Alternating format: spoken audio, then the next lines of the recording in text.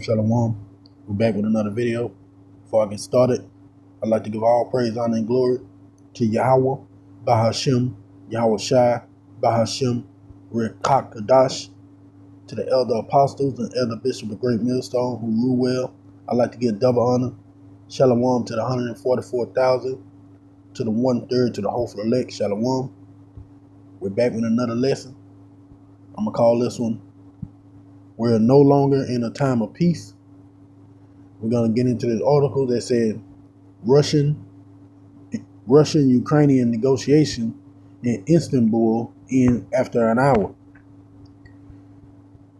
Negotiators from Moscow and Kyiv met for talks in Turkey on Wednesday against the backdrop of the Russian war against Ukraine.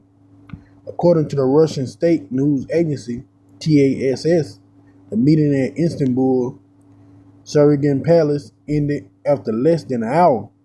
Results were initially unknown. Expectations were low. Both warring parties had described a breakthrough for a peace solution as unlikely as their positions were too far apart. So basically, they couldn't find a middle ground. The war started by Russia had already lasted more than 3 years. Ukrainian President Vladimir Zelensky announced the meeting earlier this week, but tempered expectations. He said Kyiv's priority was expanding prisoner exchange and the return of children who were abducted by Russia from occupied territory. Moscow and Kyiv resumed direct talks in May for the first time since 2022. And like I said, in the name of the lesson, we're no longer in a time of peace. There won't be no peace. Nobody will back down from what's going on. All the wars that we're seeing will continue to happen because it's really biblical prophecy that these wars happen. That we're in a time of war and rumors of war. But prophecy said nothing about the nations would come together, talk it out, then have peace after. No. Remember, that third woe has to happen. And with that third woe happening, that means it got to already be bad blood out there. And with every nation really picking sides and coming against each other, we're going to see a lot more wars go on until that ultimate and final war, the Third World War. Salakia. I don't know what happened there. All right, we're going to get our first scripture, Proverbs 21:1. And this is why we're in this time of war. The king's heart is in the hand of Yahweh. As the rivers of water, he turneth it whithersoever he will. So yeah, the minds of all these rulers of these different nations are in the hand of Yahweh Ba'ashem Yahweh Shai, because we know that word heart going to the Hebrew word lab, meaning mind. So their minds are in the hands of Yahweh Ba'ashem Yahweh Shai.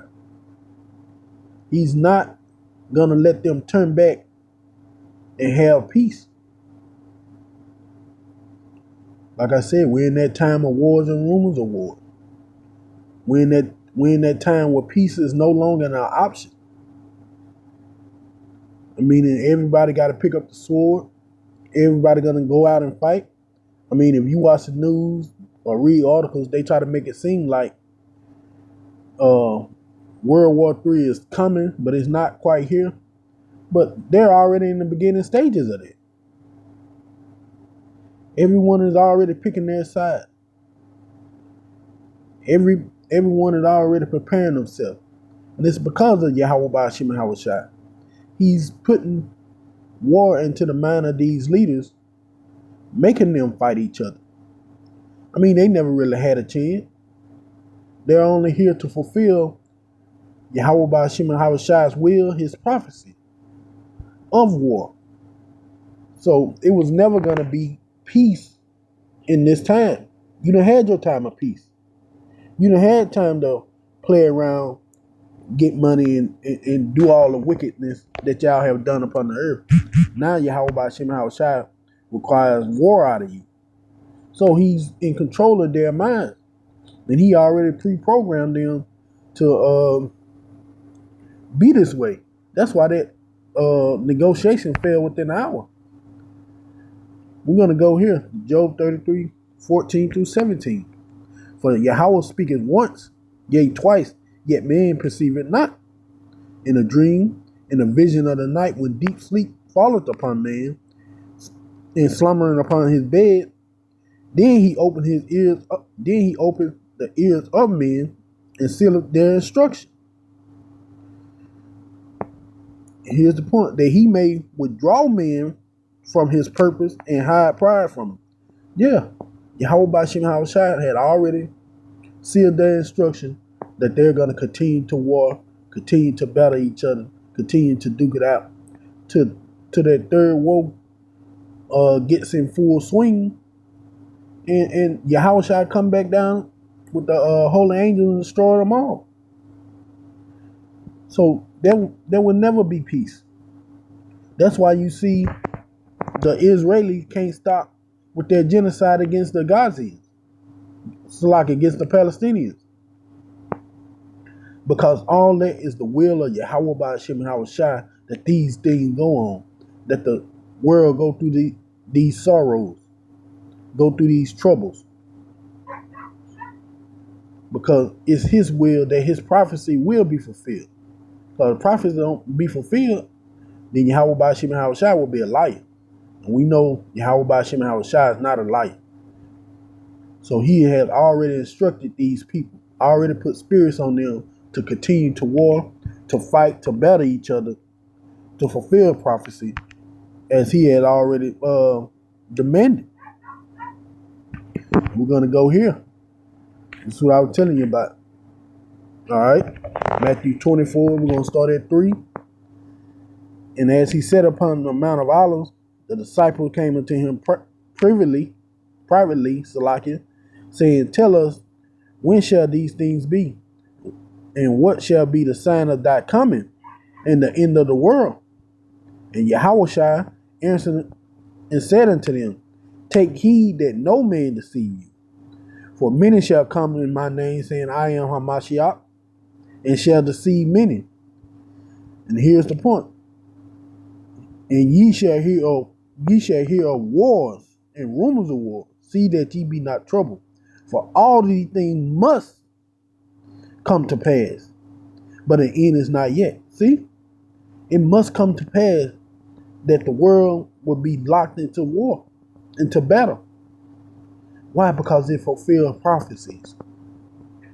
That's why he said you will hear of wars and rumors of war. We're in that time. It's not a time for peace anymore. You nations, y'all done had y'all turn. So Yahweh Ba'ashim Hawashai has put it on your mind to continue to war, to battle, and to reject peace. All right, verse 7. For nation shall rise against nation, kingdom against kingdom, and there shall be famine, pestilence, earthquake in diverse places. And all these things are the beginning of sorrow. See, if nation rising against nation, that means they coming against each other. That meaning they're warring. Just like Yahushua said in the verse before. These things must come to pass. Now, there's no scripture that says the nation's going to stop warring against each other and have peace and everybody going to be buddy again. No, that's not what we're here for. We're no longer in that peaceful time. This is the time of war, the time of destruction, and the time of the end for the rest of these nations and 2/3 of our people as well. That's the time we're in. We're no longer in a time of mirth and partying and reveling and enjoying and building and all those good things that come with peace. We're no longer in that. Now it's the time of war, where you see sorrow everywhere, especially over there in Palestine and Gaza. The Palestinian versus Israeli. I mean, they didn't drop the famine on them. Remember, that's one of the signs of the time. The famines, people dying of hunger in that war. Then you got the Russian-Ukraine war, which where the article come from. They bumming the hell out of each other. Civilians over there don't know if they're gonna get bummed today, tomorrow, 2 minutes from now.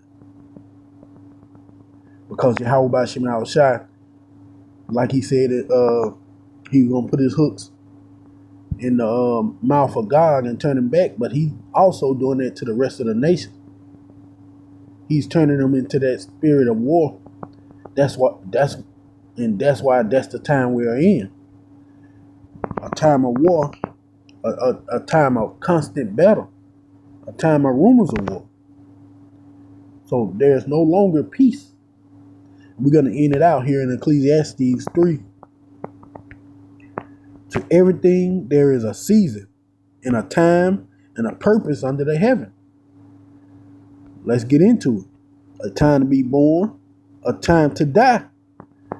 And we're seeing all over the world death in mass numbers. I mean, brother against brother, nation against nation, father against son, all those things which the Bible spoke of. So to try to go for a peace negotiation when everybody is already at each other's neck, and I mean that from nation down to people, down to family, peace is not something that's going to come. A time to plant and a time to pluck up that which is planted. A time to kill and a time to heal. We're definitely in that time to kill. We're in that great sorrow that the Bible just spoke of. And we're going to go ahead and go all the way down. You know what? Before I go there, we're going to go to 4. A time to weep and a time to laugh. A time to mourn and a time to dance. And we're definitely in that time of weeping and mourning. Think about how many families are being destroyed by these wars. Men lives lost, women lives lost. Because you go over there to that Russian-Ukraine war, you either going to be horribly maimed or you're going to be killed. You just not coming out of there. You're not coming out of there right. You're not coming out of there right. Matter of fact, before we finish up on that, let's see the kill count or the death count in this war. Yeah.